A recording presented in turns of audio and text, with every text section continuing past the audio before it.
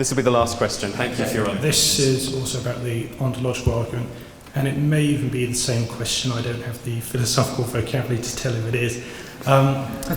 What do we mean by a maximally great or maximally excellent being? That seems a very ill-defined term to me. So somebody could say, I think it would be more excellent for it to be a flying pig than not a flying pig. Flying what? A flying pig. Pig? That would be really excellent. Yeah. So it seems very subjective what we mean by excellent. And again, we're kind of saying this maximally great being has properties that apply across different worlds, so kind of making a meta-world statement about it. Is that a fair thing to do? Can you just... Well, I've already, I think, addressed the second issue. I think it does make sense to talk about trans-world identity.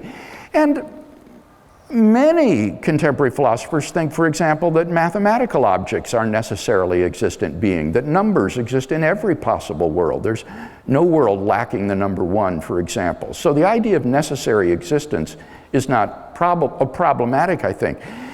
And the idea of maximal excellence, as Plantinga defines it, is pretty clear. It's a being which is omnipotent, omniscient, and morally perfect. Now, I don't think that's problematic. It's greater to be powerful than impotent and weak.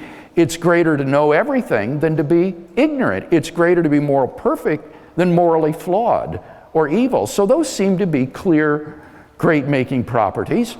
And moreover, it's greater to be necessarily existent than merely contingent, to just sort of happen to be there.